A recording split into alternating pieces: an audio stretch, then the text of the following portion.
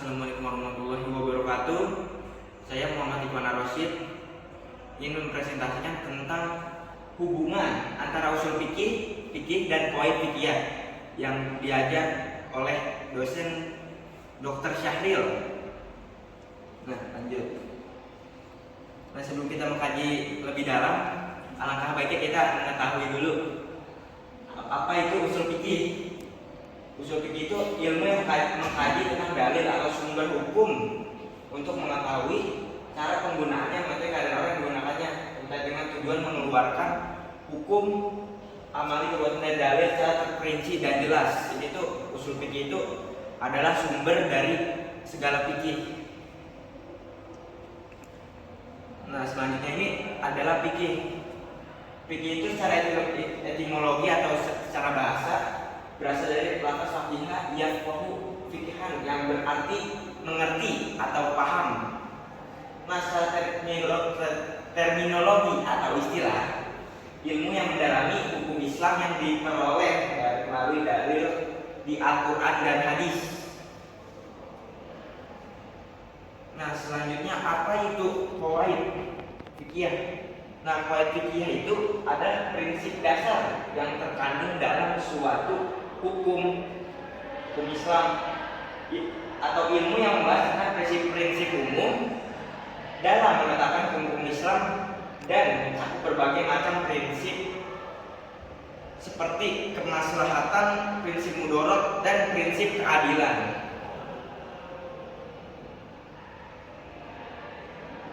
Nah, hubungan antara usul fikih dan qawaid fikih itu hubungannya itu usul fikih itu sebagai dasar yang selanjutnya menciptakan produk yang dinamakan dengan fikih, dan fikih itu ada banyak seperti fikih munakahat, fikih ibadah dan lainnya. Nah, dan ada qawaid fikih itu sebagai dasar dari fikih tersebut atau sebagai acuan, sebagai kompas yang dimana itu dijabarkan secara mendalam dan saling melengkapi. Usul fikih itu terbentuk dengan metode penggalan hukum dari sumber-sumber hukum Islam, yaitu Al-Quran dan hadis. Nah, lalu setelah itu hukum itu yang digali, sumber hukum itu yang kemudian menghasilkan produk fikih namanya.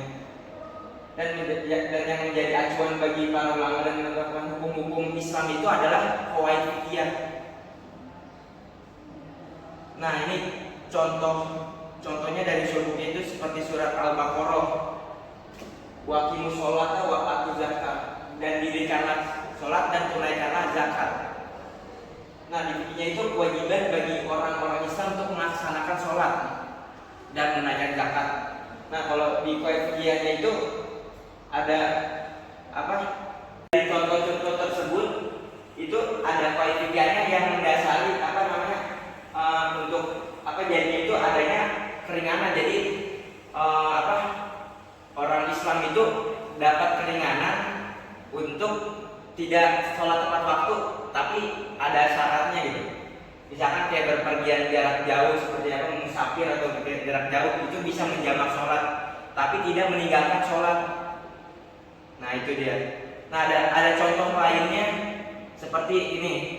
Kayak di usul fikih itu di dalam ukuran surat An-Nahl ayat 115, Al-Maidah ayat 3 dan Al-Baqarah ayat 137 sudah dijelaskan dengan sejelas-jelasnya bahwasanya babi itu haram dimakan. Nah, dari dasar ini ada fikih babi itu haram. Nah, dari babi itu haram, nah terus terciptanya kesimpulan di qawaid fikih. Nah, ini terjadi dengan adanya qawaid fikih itu menjadi acuan dasar, di balik kesulitan ada kemudahan. Nah, itu ada keringanan bahwasanya babi itu boleh dimakan dengan dalam keadaan atau kondisi tertentu, yakni dalam keadaan darurat yang dimana di suatu tempat itu sudah tidak ada bahan makanan dan hanya ada babi. Nah, itu boleh dimakan dengan niat hanya bertahan hidup atau mengganjal perut itu untuk melaksanakan bertahan hidup. Nah, itu hanya secukupnya saja dan tidak berlebihan. Nah, Mungkin seperti itu. Sekian. Terima kasih. Wabillahi taufiq wal hidayah. Wassalamualaikum warahmatullahi wabarakatuh. Waalaikumsalam warahmatullahi wabarakatuh.